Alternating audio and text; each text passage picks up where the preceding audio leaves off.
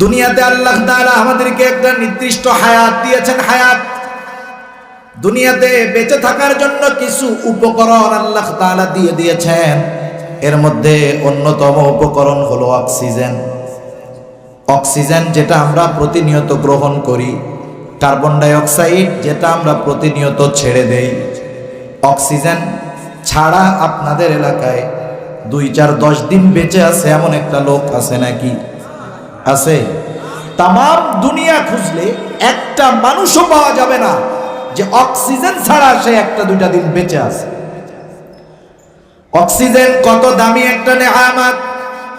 যখন করোনাকালীন প্রাদুর্ভাব আমাদের দেশে প্রচন্ড রকমে চলতেছে, আমরা তো দেখেছি একদিন একটা করোনা রোগীকে অক্সিজেন দেওয়া হয়েছে, বিল হয়েছে 1 লক্ষ টাকা। চিন্তা করে দেখেন, এখন এই অক্সিজেন প্রতিনিয়ত আমরা গ্রহণ করতেছি। অক্সিজেন এত সহজলভ্য আল্লাহ করে দিয়েছেন। এইখানেও অক্সিজেন আছে, দোকানে আছে, বাজারে আছে, বাড়িতে আছে, সব জায়গায় আছে না নাই? অথচ কত দামি একটা নেয়ামত। মাস শেষে যখন 20-25 তারিখ হয়, চাকরিজীবী বারবার খালি চাউলের বস্তার দিকে তাকায়, চিন্তা করে বেতন পাওয়ার আগ পর্যন্ত যদি চাউল না যায় কেমনে খায়া থাকবো। কিন্তু দুনিয়ার একটা মানুষ আমরা এটা চিন্তা করি নাই যে রাতের বেলায় ঘুমাতে গেলাম, সকাল বেলায় যদি অক্সিজেন না পাই কেমন করে বেঁচে থাকবো। চিন্তা করা লাগে। আল্লাহ এই দামি নেয়ামত এত সহজ অ্যাভেলেবেল করে দিছে। এমন দামি নেয়ামত 5 মিনিট না পাইলে মরণ, অথচ এত সহজ আল্লাহ করে দিয়েছে যে এটা নিয়ে আমরা চিন্তাও করি না। সুবহানাল্লাহ। এটা একটা সামান্য দামি নেয়ামত, এর চাইতে অগণিত বেশি গুণ দামি নেয়ামত হলো ঈমান। কারণ একটা মানুষ দুনিয়াতে এসে যদি সম্পদ, সম্মান, কোনো কিছুর মালিক নাও হয়, এটা তার চূড়ান্ত দিনের ব্যর্থতার কারণ হবে না। কারণ দুনিয়াটা ক্ষণস্থায়ী। দুনিয়ার লাভ লস, টাকা পয়সা, সম্মান, ইজ্জত সব কিছু ক্ষণস্থায়ী। যত সম্মান থাক, যত টাকা থাক, যত ইজ্জত থাক, চোখ দুটা বন্ধ হয়ে গেলে ওইগুলার আর চারানারও কোনো দাম নাই, ঠিক না? কিন্তু মরণের পরে যদি কারো নেক আমল না থাকে, ঈমান না থাকে, তার অবস্থা কি হবে? সে তো ব্যর্থ হয়ে যাবে। এজন্য আখিরাত চিরস্থায়ী। আখিরাতের সফলতা, বিফলতা, ব্যর্থতা এটাও চিরস্থায়ী। এজন্য দুনিয়ার সফলতা আসল সফলতা নয়। আল্লাহ তাআলা বলেন আসল সফলতা কোনটা? আল্লাহ তাআলা বলেন ফামান যুহজিহা আনিন নার ওয়া উদখিলাল জান্নাতা ফাকাদ ফাজ। আল্লাহ তাআলা বলেন আসল সফল হলো সে যে জাহান্নাম থেকে বেঁচে জান্নাতে গেল। সুবহানাল্লাহ। আবার ব্যর্থ হলো সে যে জান্নাতে যেতে পারলো না, জাহান্নামে গেল। আমরা তো চূড়ান্ত দিনের অনন্তকালের সফলতা অর্জন করতে চাই। ওই অনন্তকালের সফলতা অর্জনের জন্য যেই জিনিসটা লাগবেই লাগবে সেটার নাম হলো ঈমান। টাকা না থাকুক, সম্মান না থাকুক, জাহান্নামে যাওয়ার কারণ হবে না। কিন্তু ঈমান যদি না থাকে, আল্লাহর কসম, দুনিয়ায় যত টাকার মালিক হোক, অনন্তকাল জাহান্নামের আগুনে তাকে পুড়তে হবে। বুঝে থাকলে বলেন তাইলে সবচাইতে দামি নেয়ামত কি? জোরে বলেন ঈমান। এখন আসেন, এই ঈমান এত দামি সম্পদ, কিন্তু এই দামি জিনিসটা মানুষ অল্প টাকায় বিক্রি করে দেয়। আমাদের দেশগুলোর মধ্যে অধিকাংশ ক্ষেত্রে হয়, দেখবেন নির্বাচন সামনে কেউ 1 কাপ চা, একটা বিড়ি, একটা পানের বিনিময়ে ঈমান বিক্রয় করে। এমন লোকের সমাজে অভাব নাই। আবার দেখেন কতজন দুনিয়ার সামান্য সম্পদের লোভে ঈমান বিক্রয় করে দেয়। দামি সম্পদের মালিক মানুষ, দামি সম্পদের মূল্য মানুষ বুঝতে না পারার কারণ হলো 2টি। কয়টি? জোরে বলেন।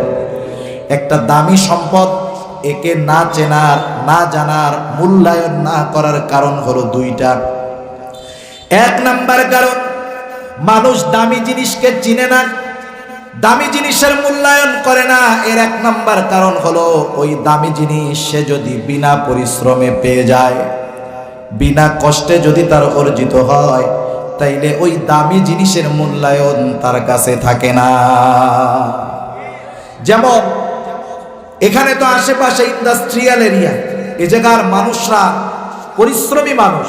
আবার আমাদের কিছু ভাই যারা প্রবাসে থাকে, প্রবাসে ইউরোপে আমেরিকা হোক আর মিডল ইস্টে হোক, প্রবাসে যারা থাকে, অনেক সময় আমরা তো মনে করি আমেরিকা মনে হয় থাকে, না জানি কি হালুয়া খায়, কোট প্যান্ট টাই স্যুট লাগায় আসে, উনি বাবা আমেরিকার থেকে আসছে। উনি আমেরিকা কি করে খোঁজ নিয়ে দেখা যাবে উনি আমেরিকায় একটা হোটেলের মধ্যে বাসন কোসন পরিষ্কার করে, উনি ম্যাস ওয়েটার, উনি মালিক, উনি সুইপার। আমি কর্মকে ছোট করার জন্য বলতেছি না, তারা প্রবাসে এইরকম পরিশ্রম করে দেশে টাকা পাঠায়। মিডল ইস্টে যারা থাকে, মধ্যপ্রাচ্যে যারা থাকে, অধিকাংশ কনস্ট্রাকশনের কাজ করে, রাজমিস্ত্রির কাজ করে, কত কষ্ট। 50 ডিগ্রি গরমের মধ্যে উঁচু উঁচু বিল্ডিং এর মধ্যে জীবনের ঝুঁকি নিয়ে কাজ করে, দৈনিক 16 ঘন্টা 18 ঘন্টা ডিউটি করে, সারাদিন পরিশ্রমের বিশ্রামের জন্য 4টা ঘন্টা সময় পায় না। ওই লোকটা বিদেশ থেকে মাস শেষে দেশে টাকা পাঠায়, আমাদের অর্থনীতি চাঙ্গা হয়, তার পরিবার এই খরচ দিয়ে জীবন যাপন করে। লোকটা তো বিদেশে গেল, তার সন্তান একটা আছে, এটা পড়ে ক্লাস 9-10-এ। বাবা বিদেশে হাড় খাটুনি রক্ত পানি করে সম্পদ উপার্জন করে বাড়িতে পাঠায়, আর এই ছেলেটা বন্ধুদের সাথে ঘুরে বেড়ায়, আড্ডা মারে। একদিন হঠাৎ করে মার কাছে এসে বলে, মা, আমার বন্ধু সবার মোটর সাইকেল আছে, আমাকেও একটা মোটর সাইকেল কিনে দাও। মা এবার বলে, দেখ তোর বাপ এত টাকা পাইবে কই, ছেলে মাত্র একটা। এইবার এই ছেলে বলে, মা মোটর সাইকেল কিনে দিবা, নাইলে কিন্তু গলায় দড়ি নিব। আছে না নাই? অভাব নাই, অভাব নেই। এইবার ছেলের কথায় বাধ্য হয়ে মা মোটর সাইকেল কিনে দিল ছেলেটাকে। মোটর সাইকেল একটা সময় এটা ছিল প্রয়োজনীয় একটা জিনিস, মানুষ দূরে যাওয়ার জন্য পার্সোনাল বাহন হিসাবে এটাকে ব্যবহার করত। এখন কিন্তু একটা বাইক তার প্রেস্টিজের ব্যাপার। আপনি সিটি 100 প্লাটিনা এগুলা কিনলে হবে না। বলে, মা আমার বন্ধুদের কারো তো পালসারের কম নাই, সবাই জিগজার, সবাই ইয়ামাহা ভার্সন 3। ও মা, আমার বাপ বিদেশে থাকে, আমি সবার চাইতে ফুটনি দেখাই বেশি। ও মা, আমাকে কমপক্ষে তোমার একটা R15 মোটর সাইকেল দিতে হবে। R15 এক মোটর সাইকেল দিয়ে একটা প্রাইভেট কার কেনা যায়। মা চিন্তা করতেছে, একমাত্র ছেলে, যদি না কিনা দিই গলায় দড়ি নিবে। ছেলের কথা চিন্তা করে মা কষ্ট করে ব্যাংকের টাকা উঠায় মোটর সাইকেল কিনে দিল। 5 লক্ষ টাকা ইনকাম করতে, 5 লক্ষ টাকা জমাতে প্রবাসীর 7 থেকে 8 বছর সময় লেগে গেছে। কত রক্ত পানি হয়েছে, জীবনের কত ঝুঁকি গিয়েছে, কিন্তু এই ছেলে 5 লক্ষ টাকার মোটর সাইকেল পাছার নিচে দিয়ে গড়ে একটা টাকা বাবার অর্জন করতে কত কষ্ট হয়েছে, এই চিন্তা কিন্তু ছেলের মধ্যে নাই। কারণ 5 লাখ সে কষ্ট করে অর্জন করে নাই, বিনা কষ্টে পাইছে। ঠিক কিনা বলেন? তাহলে দামি জিনিসের মূল্যায়ন না করার 1 নাম্বার কারণ হলো এই জিনিসটা ফ্রিতে পাওয়া, ফাও পাওয়া, কষ্ট ছাড়া পাওয়া। 2 নাম্বার কারণ হলো দামি জিনিসের পরিচয় না জানা, না চেনা। একটা গল্প বললে আপনাদের উদাহরণটা বুঝতে সহজ হবে। মুরব্বীরা আমাদেরকে গল্প শোনায়, আমরা মনে করি গল্প মনে হয় শুধু বিনোদনী দেয়, তা না। প্রতিটা গল্পের ভিতরে একটা শিক্ষণীয় বিষয় থাকে। ওই গল্পের মূল বিষয়টা হলো ওইটা। হয়তো একটা গল্পের শিক্ষা কারো জীবনের গতিপথ পরিবর্তন করে সফলতার দিকেও নিয়ে যেতে পারে। গল্পটা হলো, এক জেলে ছিল, জেলে। ওই জেলে প্রতিদিন নদীতে মাছ মারতে যায়, দিন মজুরের মতো। সকালে কিছু মাছ মারে, 10টা-11টার মধ্যে মাছ বিক্রয় করে মাছের টাকা দিয়ে বাজার করে বাড়িতে বাজার নিয়ে যায়, এরপরে তার বাড়িতে রান্না হয়, দিন মজুরের মতো আর কি। একদিন কাজ বন্ধ তো পরের দিন অবস্থা খারাপ। প্রতিদিন কারণে জেলে সকালবেলা নদীর মধ্যে মাছ মারতে আসলো। প্রতিদিন সকালবেলা জেলে ফজরের নামাজের পর যখন নদীর মধ্যে জাল মারে, জাল এক প্রকার জাল আছেন এরকম ফিকা মারে, কি জাল বলে, অনেক নাম, জাকি জাল, এক জায়গা বলে কষা। আমি কি কষা তো এক রোগের নাম, এই জালের নামও বলে কষা জাল। যাই হোক, জাকি জাল, আমাদের অঞ্চলে বলে খেপলা জাল, খেওয়া জাল, এক এক জায়গায় এক এক নাম। যাই হোক, জেলে নদীর মধ্যে নিয়ে গেছে জাকি জাল। প্রতিদিন সকালবেলার মতো নদীর মধ্যে জাল মারা শুরু করেছে। প্রতিদিন তো সুন্দর তাড়াতাড়ি মাছ পেয়ে যায়, আজকে মাছের কোনো খবর নাই। জাল টানতেছে, মাছ নাই। এইবার দেখতে দেখতে সময় বেজে গেল 10টা। অন্যান্য দিন যেই সময় তার মাছ মারা শেষ হয়ে যায়, আজকে এই সময় একটা মাছও সে খুঁজে পায় নাই। মনে রাখবেন, একজন বাবা, একজন আদর্শ বাবা সে বুঝবে, একজন আদর্শ বাবা সে যে পরিশ্রম করে, কষ্ট করে, সে নিজের জন্য করে না। তার পরিশ্রমের পেছনে তার সন্তান, স্ত্রী, মা বাবার সুখ স্বাচ্ছন্দ্য জড়ায়া থাকে। এই জন্য দেখবেন, আপনারা তো অনেকে পরিশ্রমী মানুষ, ঈদের সময়টা যখন আসে, আমরা চিন্তা করি যে আমি যা কিনি আর যা পরি, আমার ছেলেটা মেয়েটা জানি পোশাকের কারণে কষ্ট না পায়। নিজে ছেঁড়া জামা গায়ে দিয়ে হলেও আদরের সন্তানদেরকে ভালো পোশাক পরিধান করানোর চেষ্টা করে মা বাবা। বাবা চিন্তা করতেছে, চোখের মধ্যে ভেসে উঠতেছে, আমি যদি আজকে মাছ না পাই, আমার সন্তান আগামী দিন অভুক্ত থাকবে, খানা যাবে না পেটে, মা বাবা স্ত্রী অভুক্ত থাকবে, খানা পাবে না। চিন্তা করতেছে আর নদীর মধ্যে জাল মারতেছে। জাল মারতে মারতে ইতিমধ্যে দ্বীপ্রহর, দুপুর হয়ে গেছে, এখন পর্যন্ত মাছের কোনো খবর নাই। জোহরের ওয়াক্ত হয়ে গেল। এইবার জেলে বলে, মনে মনে বলে, আল্লাহ, আমি তো আপনার গোলাম, নামাজের সময় হয়ে গেছে, এখন আর নদীর মধ্যে জাল মারবো না, আমি ক্লান্ত, সর্বশেষ জাল মারবো। আপনি দিলেও খুশি, না দিলেও খুশি। জেলে প্রচন্ড হতাশ যে মাছ তো পাইলামই না, পরিশ্রম বৃথা গেল। এইবার যখন শেষবার নদীর মধ্যে জাল মারলো, যে পেশা নিয়োজিত, সে সেই পেশার ব্যাপারে অভিজ্ঞতা রাখে। যেমন আপনি যদি একটা ইমিটেশন সিটি গোল্ড যত রং করে চকচক করে একজন অভিজ্ঞ স্বর্ণকারের কাছে নিয়ে যাই না কেন, আপনি যদি একজন অভিজ্ঞ স্বর্ণকারের কাছে ওই চকচক সিটি গোল্ডটা নিয়ে যাই, অভিজ্ঞ স্বর্ণকারের টাচ করা লাগবে না, ধরা লাগবে না, ওইটা দেখাই সে বলবে চকচক করলে সোনা হয় না। কারণ ওই কাজে তার একটা অভিজ্ঞতা আছে। সেজন্য যারা মাছ মারে এদেরও এক্সপিরিয়েন্স থাকে, অভিজ্ঞতা থাকে। জেলে এইবার নদীর মধ্যে জাল মারলো। আগে প্রত্যেকবার জাল টান দিলেই উঠে আসে, এইবার জালটা একটু জোর জোর লাগে। যতটুকু জোর বোঝা যায় 10 থেকে 12 কেজি ওজনের একটা বোয়াল হবে। জেলে বলেন তো, এতক্ষণ যে পরিশ্রম করলো, হতাশার মধ্যে ছিল, যখন বুঝতে পারলো যে 10-12 কেজি ওজনের একটা বোয়াল মনে হয় হবে, হতাশা থাকবে নাকি যাবে? এবার সে চিন্তা করবে, যাক ভালোই হইছে, কষ্ট একটু বেশি হইল, তাতে কি, এক মাছ বিক্রয় করে 10 দিন আমার সংসার চলবে, কোনো টেনশন নাই। আবার বড় মাছ যেগুলা, সেগুলা ফুট ছাড়ে কম। যারা বিলের মধ্যে মাছ মারছে বুঝবেন, বিলের মধ্যে বড় বড় মাছ পানির নিচে দিয়ে আস্তে আস্তে যায়, উপরে ঢেউও হয় না। কিন্তু পুঁটি মাছ এমন দেয়, ফুট ছাড়ে, মনে হয় বিশাল বড় বোয়াল মাছ, কিন্তু খোঁজার পরে দেখা যায় চুনো পুঁটি।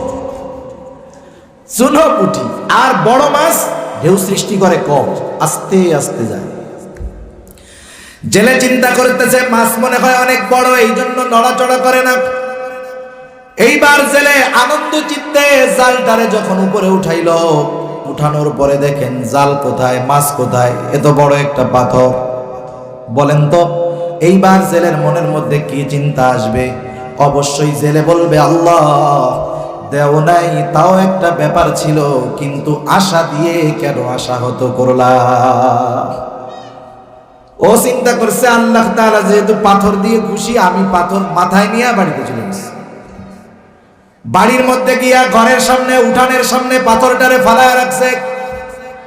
ময়লা শ্যাওলা ফুটে গেছে পাথরের মধ্যে, পরের দিন সকালবেলায় ঘরের সামনে ফালায় রাখা পাথর, রাস্তা দিয়ে হেঁটে যায় একজন জহুরি। হেরা চুনি পান্না দামি দামি পাথরের ব্যবসা করে। যে যেই কাজ করে সে সেই কাজের ব্যাপারে অভিজ্ঞ থাকে। পাথর যত ময়লা হোক, ওই পাথর ব্যবসায়ী দেখা বুঝতে পারবে পাথরটা কেমন। রাস্তা দিয়ে চলতেছে জহুরি, হঠাৎ করে তার নজর জেলের বাড়ির সামনে ফালায় রাখা পাথরের উপর চলে গেল। দৌড় দিয়া পাথরের কাছে আইসা ডাক দেয়, এই বাড়ির মালিক কে? জেলে বলে, আমি হলাম এই বাড়ির মালিক। বলে, কি চাও?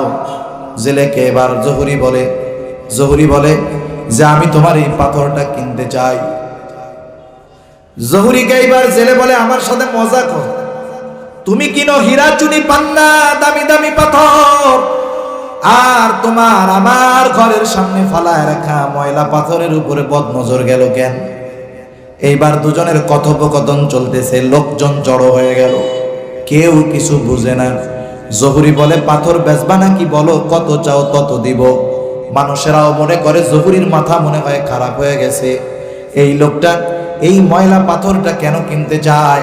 বলেন তো জেলে আর কত দাম চাবে? নামমাত্র দামে জেলের কাছ থেকে জহুরি পাথরটা কিনা ব্যাগের মধ্যে ভরলো। কেনা বেচা হয়ে গেছে। এবার পাথরের মালিক হলো জহুরি। জেলের আর কোনো দাবি আছে? দাবি নেই। এবার সবাই জিজ্ঞাসা করে, ও জহুরি, তুমি এই পাথরটা জেলের কাছ থেকে কিনলা কারণ কি? এবার জহুরি বলে, শোনো, জেলে সে ধরে মাছ, সে বোঝে কোন মাছটা তাজা, কোন মাছটা মজা। আমি ব্যবসা করি পাথরের ব্যবসা, আমি বুঝি কোন পাথর দামি আর কোন পাথর কম দামি। ও তো জেলে, ও তো পাথর চিনে নাই। এই পাথরটা সাধারণ কোনো পাথর নয়, এই পাথর হলো পরশ পাথর। আমার সব সম্পদ যদি এই পাথরের বিনিময়ে জেলে চাইতো, আমার সব সম্পদ দিয়ে আমি জেলের কাছ থেকে পাথরটা কিনে নিতাম। বলেন তো এইবার জেলে পাথরের দাম জানতে পারছে না? কিন্তু এখন এই দাম যাই না কোনো লাভ আছে? কোনো লাভ নাই। অনুরূপ ভাবে ঈমানের কেমন দাম। দুনিয়ায় চোখ খোলা থাকতে বোঝা যায় না, চোখ যখন বন্ধ হবে ঈমানের দাম জানা যাবে, বোঝা যাবে, কিন্তু কোনো লাভ হবে না। সেজন্য ঈমানের কদর দুনিয়াতে থাকতেই করার দরকার। এজন্য আল্লাহ সুবহানাহু ওয়া তাআলা আমাকে আপনাকে জান্নাতুল ফেরদাউসের মেহমান হওয়ার জন্য 1 নম্বর শর্ত বলেছেন ঈমান। ঈমান কেমন দামি সম্পদ একটু বলি। দুনিয়ায় বাজার থেকে আমরা যখন কোনো পণ্য কিনতে যাই, পণ্যের দাম নির্ধারিত হয় হয়তো সংখ্যার দ্বারা, না হয় ওজনের দ্বারা, না হয় মাপের দ্বারা। কথা বুঝেন নাই? যেমন কিছু জিনিস সংখ্যার দ্বারা ওর দাম নির্ণয় হয়। যেমন এই টিস্যু বক্স, আমি যদি দোকানে যাই বলি, দোকানদার ভাই আমার 1 কেজি টিস্যু বক্স দেন, আমার বলবে এই হুজুরের আগে পাবনা পাঠান। কারণ টিস্যু বক্স কি কেজি দরে বিক্রয় হয় নাকি? আপনি যদি বাজারে যায় বলেন আমারে 5 কেজি ডিম দেন, আপনারা কি বলবে? ওরে পাবনা পাঠা, ঠিক না? তাহলে বোঝা গেল এই ধরনের সামগ্রী এগুলা সংখ্যার ভিত্তিতে দাম নির্ণয় করা হয়। আবার কিছু জিনিস আছে ওজন দিয়ে দাম নির্ণয় করা হয়, যেমন চাউল, চিনি, ডাউল, তেল। এখন আমি যদি দোকানে যাই বলি ভাই আমারে 1 হালি চিনি দেন, হ্যাঁ, যাই যদি বলি 1 ডজন ডিম, 1 ডজন ডাইল দেন, হুজুরে কই পাঠাবে? পাবনা। যে হুজুর 1 হালি ডাইল, এটা আবার কেউ কিনে নাকি? আমাদের এলাকায় একটা লোক ছিল, ছেলে ছিল, আল্লাহ জানে, এরা তো ভিডিও করতেছে, সে যদি আমার শুনে তাহলে বলবে যে দোস্ত আমার কথা ফাঁস করে দিছে। ও রাতের বেলায় পড়াশোনা করবে, পড়াশোনা করার সময় রাত্রে মানুষ চা বানায় না, চা, ও চার পাতার যে গুড়ি আছে না, ওইগুলো গুইনা ওই পানির মধ্যে দিত চা। এই ধরনের লোক মাশাআল্লাহ দুনিয়ায় আছে। যাই হোক, আবার আপনি যদি মিলে যান কাঠ কিনতে, আপনি যদি কাঠ বলেন আমারে 1 হালি কাঠ দেন তো, বোকা বলবে না? ওইটা হলো স্কয়ার ফিট হিসাবে ওইটার দাম নির্ণয় হবে। সেজন্য মূল্য নির্ধারণ হয় এইভাবে যেমন 1 ডজন ডিমের দাম যদি 120 টাকা হয়, একটা ডিমের দাম হবে 10 টাকা। এমনটাই তো হিসাব। আল্লাহর নবী আমাদেরকেও জানায় দিয়েছেন ঈমান কতটুকুর কত দাম। সহিহ মুসলিমের একটা হাদিসের আলোকে আল্লাহর নবী বলেন, কারো অন্তরের মধ্যে যদি জবের দানা পরিমাণ কল্যাণ থাকে, অর্থাৎ ঈমান থাকে, এই লোকটা যদি এই জবের দানা পরিমাণ ঈমান সহ দুনিয়া থেকে মৃত্যুবরণ করতে পারে, এই লোকটা যদি পাপের কারণে জাহান্নামীও হয়, আল্লাহ তাআলার কাছে এই জবের দানা পরিমাণ ঈমানের এত দাম, এত দাম, আল্লাহ তাআলা ওই জবের দানা পরিমাণ ঈমানের বদৌলতে একটা সময় তাকে জাহান্নাম থেকে জান্নাতের মালিক বানায়া দিবে।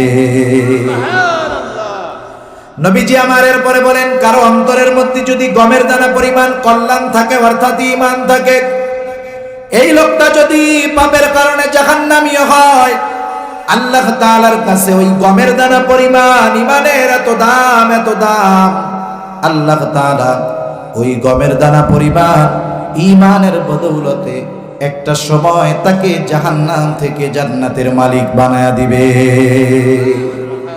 নবী আমার আরো আজীব কথা বলেন। এরপরে নবীজি বলেন, কারো অন্তরের মধ্যে যদি জাররা পরিমাণ কল্যাণ থাকে, জাররা কাকে বলা হয়? আগের আমলের মুরব্বী উলামায়ে কেরাম জাররার উদাহরণ দিতে গিয়ে বলতেন, একটা বালুকে যদি 70 ভাগ করা হয়, একটা বালু কত ছোট, একটা বালুকে যদি 70 ভাগ করা হয়, ওই বালুর 70 ভাগের একটা ভাগকে একটা জাররা বলা হয়। এক বালু যদি 70 ভাগ হয়, ওটা ধরাও যাবে না, দেখাও যাবে না। আধুনিক পরিভাষায় অনুকে বলা, অনু বলা হয়, জাররাকে অনু বলা হয়। অনু এত ক্ষুদ্র, এত ছোট, দেখা যায় না, ধরা যায় না। অনু দেখার জন্য অনুবীক্ষণ যন্ত্রের প্রয়োজন হয়। এত ক্ষুদ্র পরিমাণ ঈমানের ব্যাপারে আল্লাহর নবী বলেন, কারো অন্তরের মধ্যে যদি ওই অনু পরিমাণ কল্যাণ থাকে, অর্থাৎ ঈমান থাকে, এই লোকটা যদি পাপের কারণে জাহান্নামী হয়, আল্লাহ তাআলার কাছে ওই অনু পরিমাণ ঈমানের এত দাম, এত দাম, আল্লাহ তাআলা ওই অনু পরিমাণ ঈমানের বদৌলতে একটা সময় তাকে জাহান্নাম থেকে জান্নাতের মালিক বানায়া দিবে।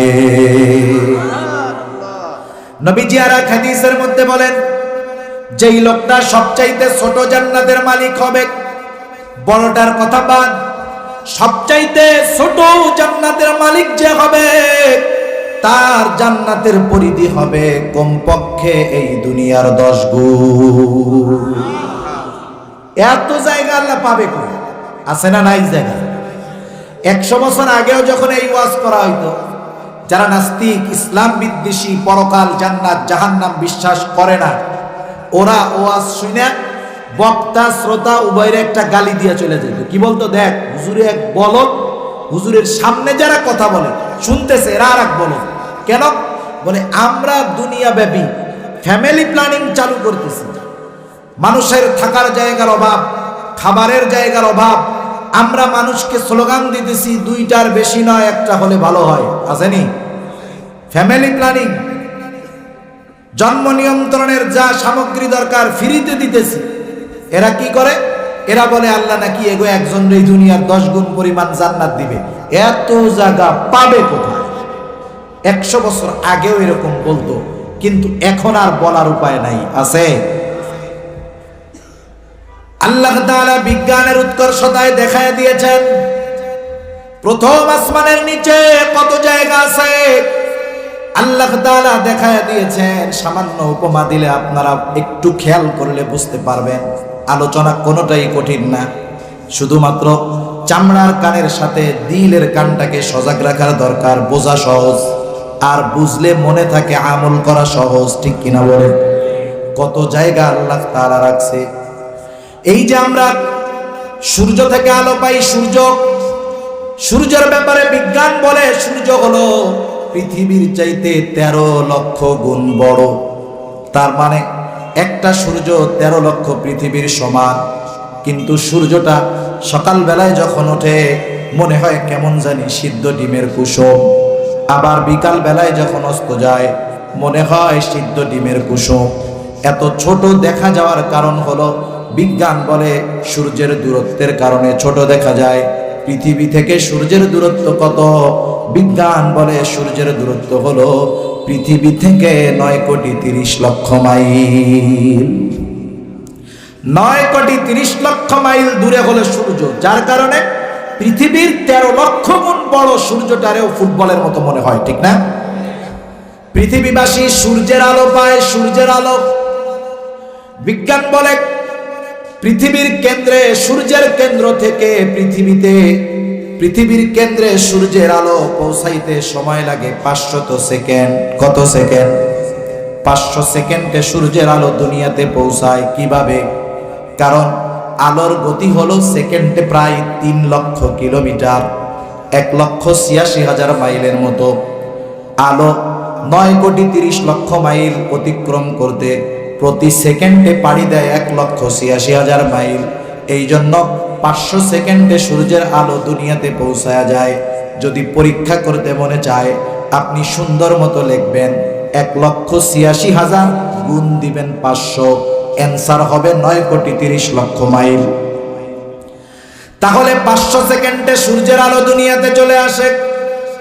আবার রাতের বেলা পরিষ্কার আকাশ, মিটমিট তারকারাজি জ্বলতে দেখা যায় কি যায় না?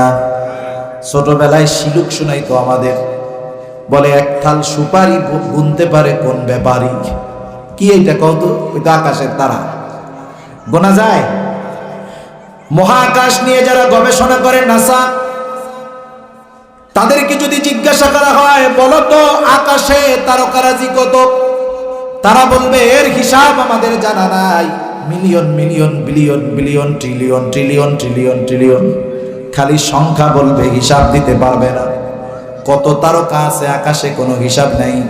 বলেন তো, পৃথিবী থেকে সূর্য ছোট দেখা যাওয়ার কারণ হলো সূর্য অনেক দূরে, ঠিক না? ওই যে তারকাগুলা দেখা যায়, ওই তারকাগুলা ছোট না, ছোট না। বিজ্ঞান বলে অতি দূরত্বের কারণে তারকাগুলাকে ছোট দেখা যায়। আবার কিছু তারকা আছে এত এত দূরে যেটা দেখাও যায় না। এই সূর্যের যেমন আলো আছে, ওই তারকারও তেমন আলো আছে। সূর্যের আলোর গতি সেকেন্ডে 1,86,000 মাইল, তারকার আলোর গতি সেকেন্ডে 1,86,000 মাইল। 500 সেকেন্ডে সূর্যের আলো দুনিয়াতে পৌঁছে যায়, কিন্তু কোটি কোটি বছর পার হয়ে গেছে, একটা তারকার আলো এখন পর্যন্ত পৃথিবীর বুকে পৌঁছায় না। কত দূরেই তারকা, কোথায় আছে? বিজ্ঞান তো বলে, প্রথমটারে বলে আকাশ, এরপরেটারে বলে মহাকাশ, এরপরে বলে মহাশূন্য, এরপরে কি বলে? মহাশূন্য। যেটার শেষ সীমায় তারা পৌঁছাইতে পারে নাই, মনে হয় কোনোদিন পারবেও না। ওরা পৌঁছাইতে পারে নাই শেষ সীমায়। এজন্য যে প্রথম আসমানের শেষ সীমা নাই, বিষয়টা এমন না। শেষ সীমা আছে না নাই? আছে, কিন্তু বিজ্ঞান পৌঁছাইতে পারে নাই। ওই ছোটবেলায় গল্প শুনছেন ওয়াজে আপনারা, এখন এই এক হাইতা বউ, 2 হাতের কলস, পানি উঠাইতে গিয়া নাকের ফুল পড়ে গেছে পানির মধ্যে, কলসের মধ্যে। সাইজ যেমন হাত তেমন, এখন হাত ঠেলে দিছে পানির মধ্যে, টুকাইয়া টাকাইয়া নাক ফুল আর পায় না। এখন চিৎকার করে শাশুড়ি আম্মারে বলে, আম্মা সর্বনাশ, কি হয়েছে? নাক ফুল তো পাই না। কেন পাও না? কলসির মধ্যে পড়ছে, খুঁজো। বলে, আম্মা খুঁজমু কেমনে, কলসির তো তলাই না। তলা আছে কিন্তু হাত যায় না, ঠিক কিনা বলেন? প্রত্যেকটা আকাশের শেষ সীমা আছে, কিন্তু বিজ্ঞান পৌঁছাইতে পারে নাই, সেজন্য তারা বলে মহাশূন্য। এখন আসেন এই সুবিশাল তারকাগুলা কত বড়। বিজ্ঞান বলতেছে পৃথিবীর চাইতে সূর্য 13 লক্ষ গুণ বড়, আর যেই তারকাটা সবচাইতে ছোট, ওই তারকাটা সূর্যের চাইতে কোটি কোটি গুণ বড়। এখন এই তারকাগুলা কোথায় আছে? আল্লাহ তাআলা জবাব দেন। আল্লাহ বলেন, ইন্না যায়্যানাস সামাআদ দুনিয়া বিজিনাতিনিল কাওয়াকিব। আল্লাহ রাব্বুল আলামিন বলেন, আমি দুনিয়ার আসমানকে নক্ষত্রপুঞ্জ তারকারাজির দ্বারা আমি আল্লাহ সুসজ্জিত করেছি।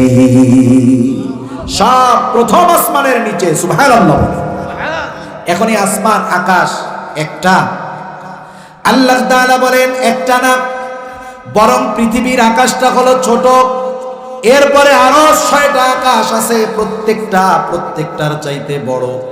আল্লাহ তাআলা বলেন আল্লাযী খালাকা সাবআ সামাওয়াতিন তিবাকা। আল্লাহ তাআলা বলেন আমি 7 স্তরে আকাশ সৃষ্টি করেছি। জবান খুলে বলেন সুবহানাল্লাহ। এখন বুঝে থাকলে বলেন কোনো কঠোরতা আছে, কঠিন আছে? বুঝে থাকলে বলেন যাররা পরিমাণ ইমানের দাম বেশি না দুনিয়ার 10 গুণ পরিমাণ জান্নাতের দাম বেশি? যাররা পরিমাণ ইমানের দাম বেশি। এখন যদি আমারে জিজ্ঞাসা করেন হুজুর এত সুবিশাল জান্নাতের মধ্যে কি আছে, সহজ উত্তর আল্লাহ তাআলা বলেন ওয়ালাকুম ফিহা মা তাশতাহি আনফুসুকুম ওয়ালাকুম ফিহা মা তাদউন। আল্লাহ রাব্বুল আলামিন বলেন ওই জান্নাতের মধ্যে কি আছে, সোজা কথায় যা মন চাবে সব কিছু জান্নাতের মধ্যে যিনি রেখেছেন তিনি কে? আল্লাহ যেগুলার প্রতিশ্রুতি দিয়েছেন সেগুলাও আছে, জান্নাতে যাওয়ার পরে যা মন চাবে তাও আছে। সুবহানাল্লাহ। এটা গেল 1 নম্বর শর্ত, শিরক মুক্ত ঈমান। 2 নম্বর শর্ত আল্লাহ তাআলা বলেন আমলে সালেহ। ভালো মতো খেয়াল দিয়ে শুনবেন আর অল্প সময়। একটা হলো আমল আর একটা হলো আমলে সালেহ। শুধু আমল যেটা সেটার দাম আল্লাহর কাছে নাই, আমলে সালেহ যদি হয় যত ছোট হোক ওই আমলের দাম আল্লাহ তাআলার কাছে রয়েছে। আমলে সালেহ হলো সোজা কথায় যেই আমল আল্লাহ তাআলার দরবারে গৃহীত হওয়ার যোগ্যতা রাখে, যেই আমল কবুল আমল। এখন আমরা মনে করতে পারি যেই আমলগুলো আমরা করি এগুলা মনে হয় শুধু দুনিয়া আখেরাতে ফায়দা দিবে, দুনিয়াতে ফায়দা দিবে না তা না।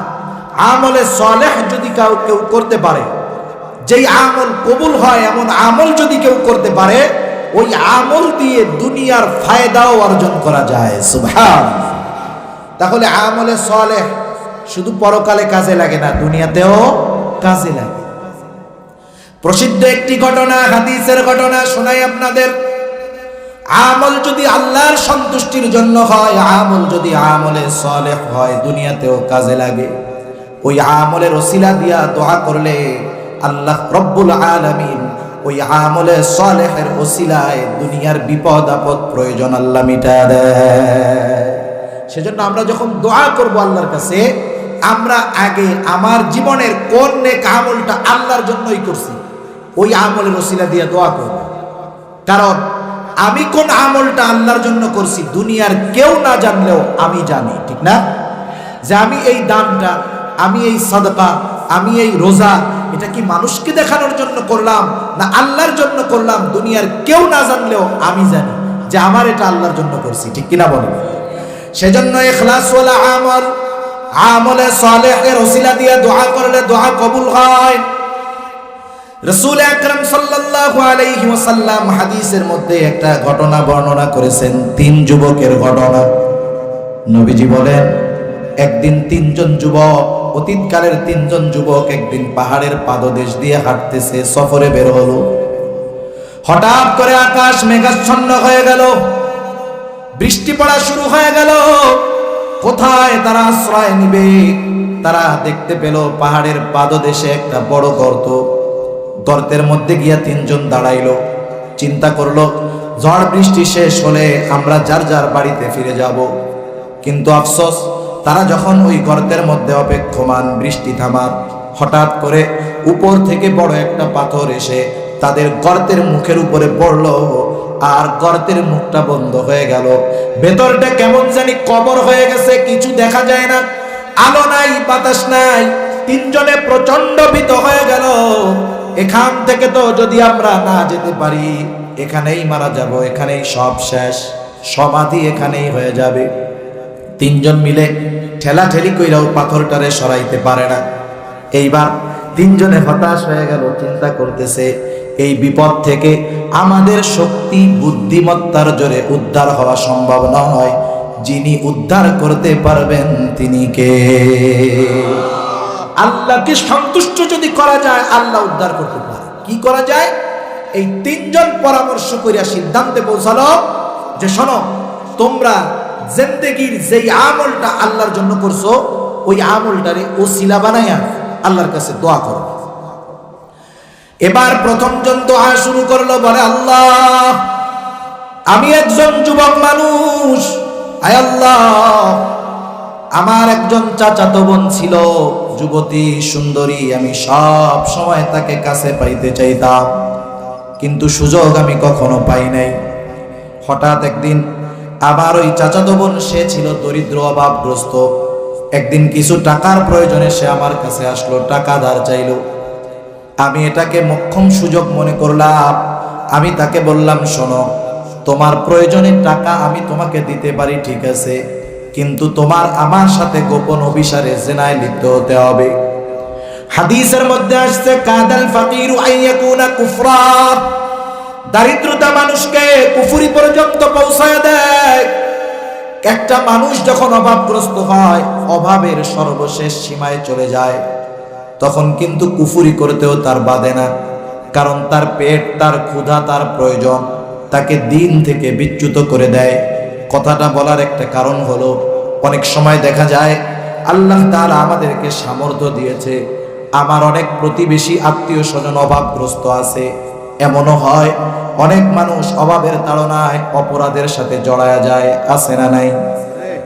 আমার আপনার অনেক প্রতিবেশী অভাবের তাড়নায় অপরাধে জড়ায় যায়, গুনাহে লিপ্ত হয়ে যায়।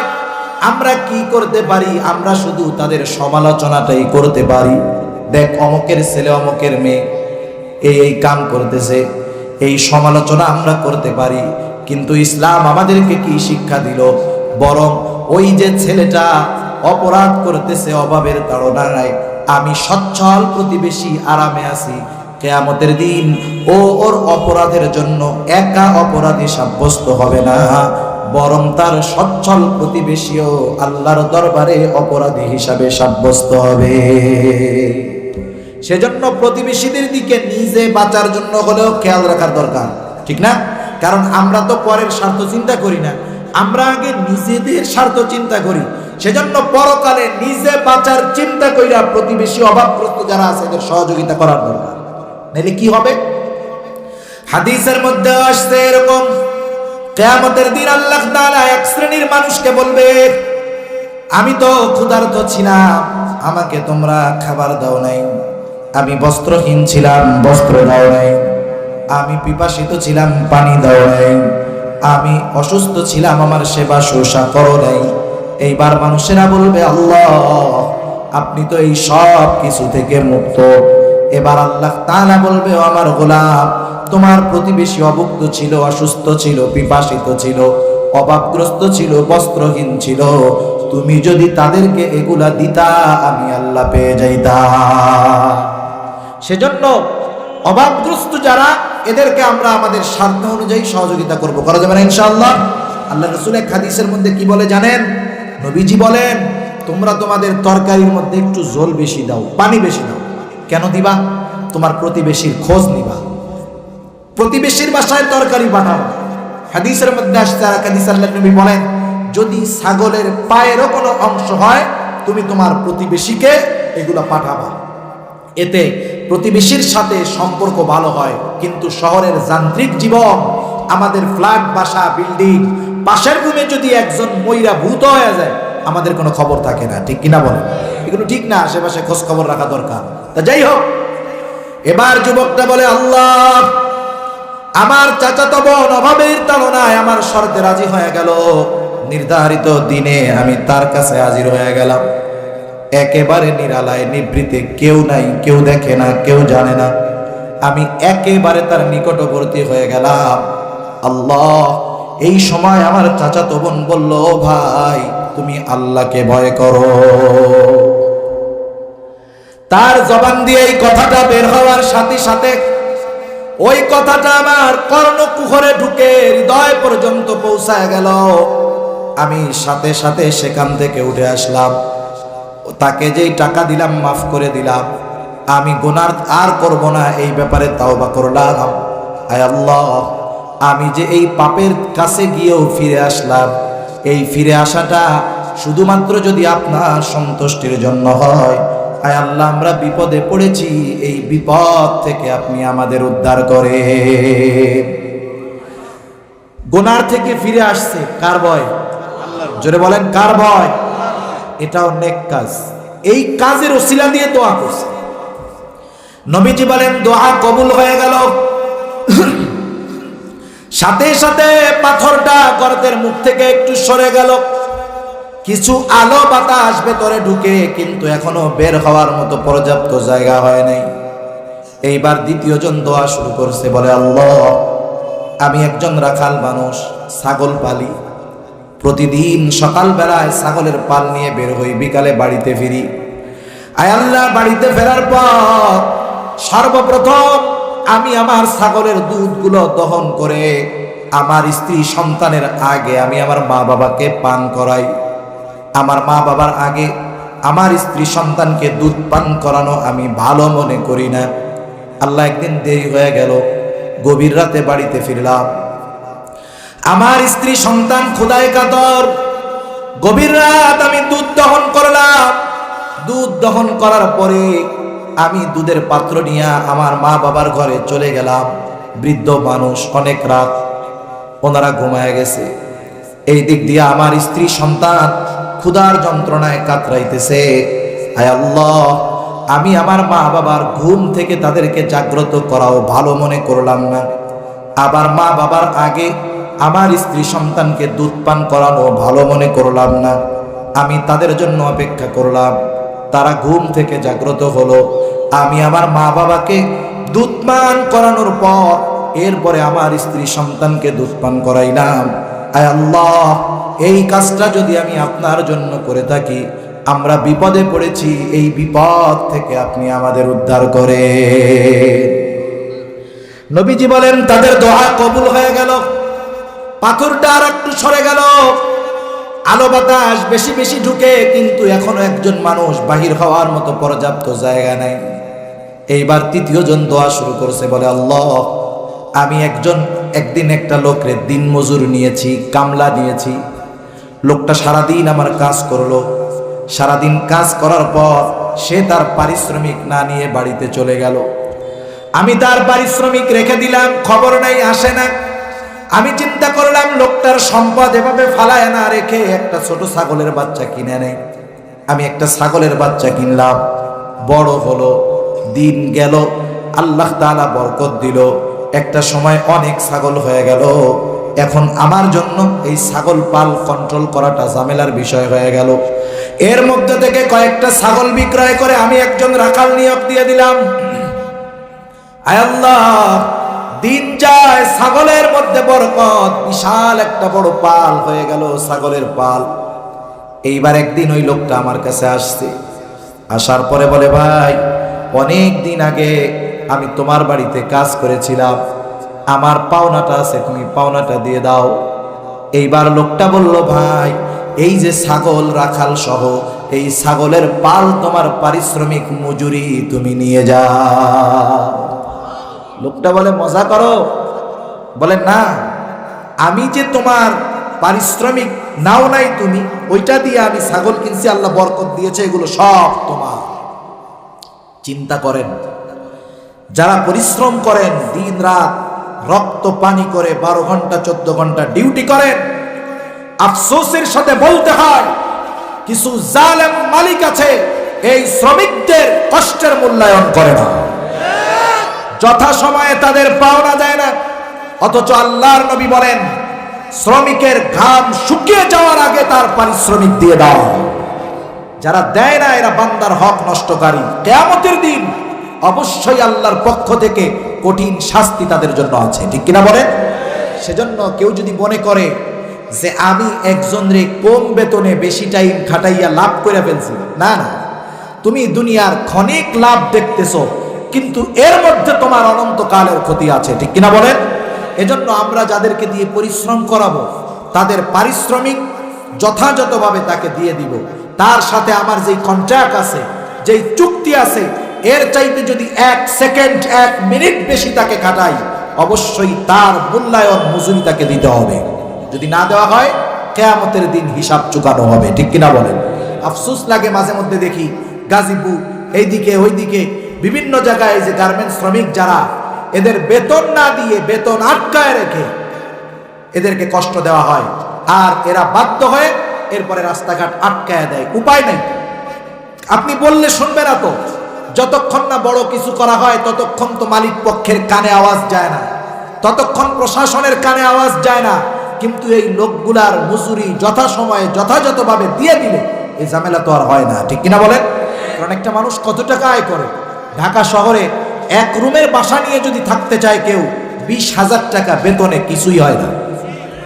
অথচ 12, 14, 15,000 টাকা মা বোনরা কত পরিশ্রম করে, কত কষ্ট করে। আল্লাহ তাআলা সৃষ্টিগতভাবে মহিলাদেরকে দুর্বল বানিয়েছেন, অথচ এই মা বোনেরা সন্তানকে দেখে এরপরে কত কষ্ট করে গার্মেন্টসে পরিশ্রম করতেছে। আর ওই জালেমগুলা এদের পরিশ্রমের মূল্যায়ন করে না। কিয়ামতের দিন ওই সম্পদ তাদের জাহান্নামে যাওয়ার কারণ। সেজন্য সাবধান। আমরাও ছোটখাটো অনেক সময় যাদেরকে কাজের জন্য নিয়োগ দেই, ঠকাবো না তাদের। কারণ দুনিয়াতে মনে যদি করি জিতেছি, কিয়ামতের দিন আল্লাহ কিন্তু হারায়া দিবে। এবার ওই লোকটা বলল, ভাই এই যে ছাগল রাখাল সহ এই ছাগল পাল তোমার নিয়ে যাও, এটাই তোমার মজুরি। এই লোকটা বলে আল্লাহ। লোকটা এবার রাখাল সহ সব ছাগলগুলা নিয়ে গেল, একটা ছাগলও আমাকে দেয় নাই। আয় আল্লাহ, ছাগল না দেওয়ার কারণে আমি ন্যূনতম মনক্ষুণ্ণ হই নাই। আয় আল্লাহ, আমার এই কাজটা যদি আপনার জন্য হয়, বিপদে পড়েছি, এই বিপদ থেকে আপনি আমাদের উদ্ধার করেন। নবীজি বলেন দোয়া কবুল হয়ে গেল, সাথে সাথে পাথরটা আরো সরে গেল। 3 জন যুবক ওই অন্ধকার গুহার থেকে ফিরে বাড়িতে চলে গেল। আমি কেন এটা বললাম শুনেন, কারণ দুনিয়াতে বিপদ আপদ মুসিবত কষ্ট ক্লেশ আমাদের আছে না নাই? আমরা তো আল্লাহর কাছে বিপদ আপদে সাহায্য চাইবো। কিসের মাধ্যমে সাহায্য চাইবো? আল্লাহ বলেন ওয়াস্তাঈনু বিস-সাবরি ওয়াস-সালাহ, সবর এবং সালাতের মাধ্যমে সাহায্য চাইবো। তারপরে দুআর মাধ্যমে আল্লাহর কাছে সাহায্য চাইবো, কারণ সালাতটা এটাও দোয়া। আর আল্লাহর নবী বলেন দুআ মুখুল ইবাদা, দোয়া হলো সর্বোত্তম ইবাদত, ইবাদতের মগজ। সুবহানাল্লাহ। আমরা যদি মনে করি যে আমাদের দোয়াগুলা মনে হয় আল্লাহ কবুল করে না, প্রত্যেকটা মানুষ যদি দোয়া কবুলের শর্ত ঠিক থাকে, যদি হালাল খায়, বান্দার হক নষ্ট না করে, এই রকম কিছু শর্ত আছে, এগুলা যদি ঠিক থাকে, প্রত্যেকটা মুমিনের দোয়া কবুল করে কে? মনে রাখবেন, প্রত্যেকটা দোয়ার 3টা অবস্থা হয়। কয়টা অবস্থা? 3টা অবস্থা হয়। 1 নাম্বার অবস্থা হলো দোয়া করার সাথে সাথে আল্লাহ তাআলা দোয়াটা কবুল করে। মনে করেন উদাহরণস্বরূপ আপনাদেরকে বলি, আপনার বাসা এইখানে, হঠাৎ করে আপনার খবর আসলো সাভার হসপিটালের মধ্যে আপনার বাবা অসুস্থ। গভীর রাত, এখান থেকে কুটুরিয়া বাজার মনে করেন 2 কিলো, ওইখান থেকে যাইতে আপনি মনে মনে চিন্তা করতেছেন, এই গভীর রাত একাকী এত পথ কিভাবে যাব? মনে মনে দোয়া করতেছেন, আল্লাহ এটা যাওয়ার ব্যবস্থা করেন। আপনি বাসা থেকে বের হওয়ার সাথে সাথে দেখলেন একটা অটো। জিজ্ঞাসা করতেছো, ভাই কই যাবেন? বলে যাব 20 মাইল। চিন্তা করেন, এরকম ঘটনা আমাদের প্রত্যেকের জীবনে কম বেশি হয় কি হয় না? আমি আপনি কিন্তু চিন্তা করি নাই, বরং এই যে দোয়াটা করলাম, এই দোয়াটা সাথে সাথে যিনি কবুল করলেন তিনি কে? এটা হলো দোয়ার প্রাইমারি স্টেজ, প্রথম স্টেজ, প্রথম ধাপ। দোয়া করার সাথে সাথে আল্লাহ কবুল করে।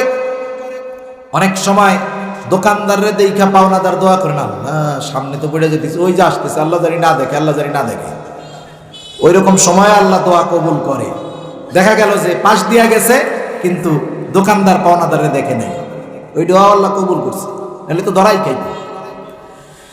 তাহলে দোয়ার প্রথম অবস্থা হলো দোয়া করার সাথে সাথে আল্লাহ কবুল করে। দোয়ার দ্বিতীয় অবস্থা হলো দোয়া করছে একদিন, কবুল করে আল্লাহ অনেক দিন পর।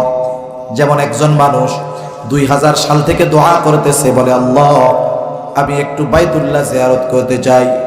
2000 সাল থেকে দোয়া চলতেছে, কিন্তু লোকটা হজে গেল 2017 সালে। তার মানে দোয়াটা আল্লাহ কবুল করেছেন, কিন্তু যা চাইছে সেটাকে আল্লাহ বিলম্বে দিয়েছেন।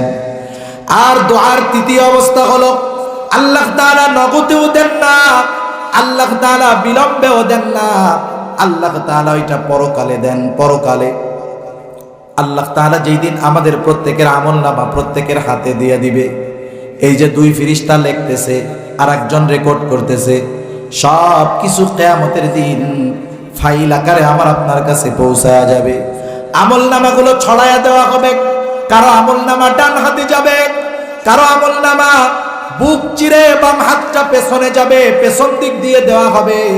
আমলনামা প্রত্যেকের হাতে যাওয়ার পর আল্লাহ তাআলার পক্ষ থেকে ঘোষণা আসবে, ইকরা কিতাবাকা কাফা বিনাফসিকাল ইয়াউমা আলাইকা হাসিবা।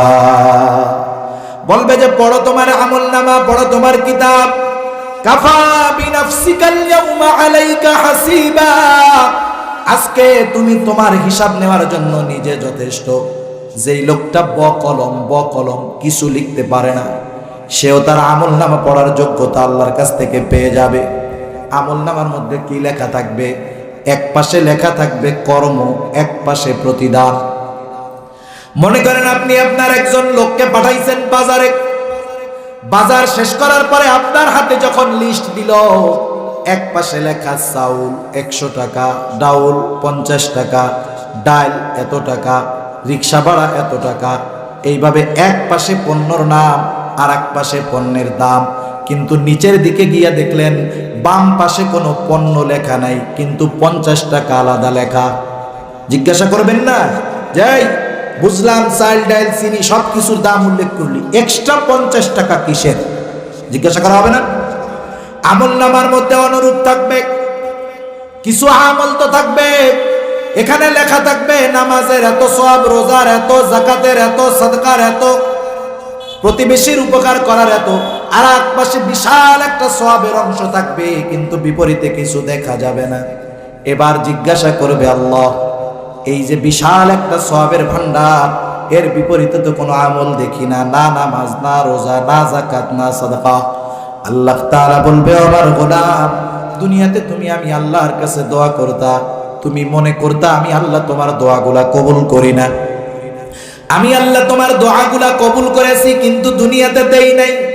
কারণ কোন জিনিস দিলে তোমার কল্যাণ, কোনটা না দিলে অকল্যাণ, দুনিয়ার কেউ জানে না। জানে কে? আমরা বলি আল্লাহ আমার 10 তলা বিল্ডিং দেন, আল্লাহ দোয়া কবুল করে, কিন্তু দুনিয়ায় দেয় না কেন? কারণ ও যদি 10 তলার উপরে ওঠে নিচের মানুষগুলারে ছোট দেখবে। এই জন্য আল্লাহ তাআলা দোয়া করার পরেও অনেক জিনিস আমাদের কল্যাণের কারণে আমাদেরকে দেয় না। আল্লাহ তাআলা বলবে, বান্দা, ওই যে জিনিসগুলো দুনিয়ায় না পেয়ে তুমি হতাশ হয়েছিলা, মনে করেছিলা আমি আল্লাহ তোমার দোয়া কবুল করি নাই, ওই দোয়ার বিনিময়ে আমি আল্লাহ তোমাকে আজকে বিশাল সওয়াবের ভান্ডার দিয়ে দিয়েছি। তখন সে কি বলবে জানেন? হাদিসের মধ্যে আসছে, তখন সে বলবে, আল্লাহ, তাইলে দুনিয়াতে যেগুলা দিছেন ওইগুলা না দিয়া সব পরকালে একসাথে দিতেন, তাইলেই না ভালো।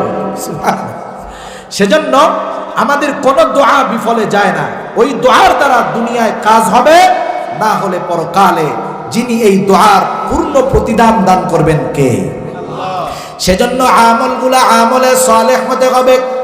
একবারে সংক্ষিপ্ত সার, এখন আমার আমল যদি আমলে সালেহ হতে হয়, 1 নম্বরে আমল হতে হবে কার সন্তুষ্টির জন্য? জোরে বলেন। কারণ আমার জীবন মরণ সব কিছু আল্লাহর জন্য। আর আমল যদি ইখলাস ওয়ালা হয়, অল্প আমল নাজাতের জন্য যথেষ্ট হয়। 2 নাম্বার যেই জিনিসটা লাগবে, আল্লাহর নবীও জানায় দিয়েছেন, ইবাদত কবুল হওয়ার তথা আমলে সালেহ হওয়ার জন্য দ্বিতীয়তে যেটা লাগবে সেটার নাম হলো হালাল রিজিক। হালাল রিজিক, এটার বিশ্লেষণ করতে চাইছিলাম না, কিন্তু না করলেই নয়, করারই দরকার। গুরুত্বপূর্ণ বিষয়। দুনিয়াতে জিনিস হারাম হয় 2 কারণে। কয় কারণে? একটা হলো সৃষ্টিগত হারাম, আর একটা হলো কারণে হারাম। সৃষ্টিগত হারাম যেমন মদ, কুত্তার গোশত, শুয়ারের গোশত, এগুলা কি বলেন তো? কোশ্চিন কালে ওইটা হালাল হবে? জীবনেও কোনোদিন হালাল হবে না। গরুর গোশত হালাল না হারাম?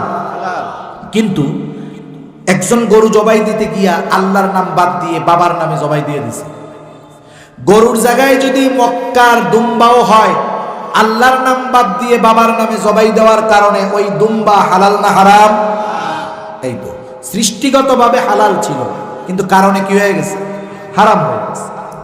অনুরূপভাবে আমাদের সমাজে আমরা যে খানা খাই, কোনোটা কেউ সৃষ্টিগত হারাম খায়, কেউ কোনোটা কারণে হারাম খায়। যেমন একজন মানুষ সে গরুর গোশত কিনতেছে, হালাল পদ্ধতিতে জবাই হয়েছে, হালাল গোশত, কিন্তু কিনতেছে সুদের টাকা দিয়ে, কিনতেছে ঘুষের টাকা দিয়ে, কিনতেছে আরেকজনের সম্পদ জোর করে, চুরি করে, অত্যাচার করে, ঠকায় আইনা ওই টাকা দিয়ে কিনতেছে।